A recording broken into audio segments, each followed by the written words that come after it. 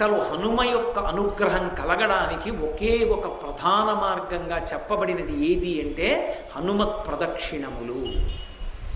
హనుమకి ప్రదక్షిణం చెయ్యాలి. ప్రదక్షిణము అంటే ఒక్క మాట తిరగాలి. కానీ అది 3 మార్లు తిరగచ్చు, 5 మార్లు తిరగచ్చు, 7 మాటలు తిరగచ్చు, 9 మాటలు తిరగచ్చు, 16 మాటలు, 21 మాటలు, 108 మాటలు. పసుపు కొమ్ములు కానీ, బియ్యపు గింజలు కానీ, వక్కలు కానీ వీటితోటి ప్రదక్షిణం చేసేటప్పుడు నిండు గర్భిణి ఎలా నడుస్తుందో అలా నడవాలి. ప్రదక్షిణం చేస్తున్నంతసేపు కూడా ఒక శ్లోకమే చెప్పాలి.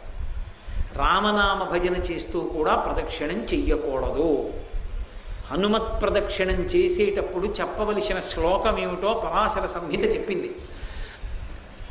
ఆయన దగ్గరికి వెళ్ళినప్పుడు ఆంజనేయం మహావీరం బ్రహ్మ విష్ణు శివాత్మకం తరుణార్క ప్రభం శాంతం ఆంజనేయం నమామ్యహం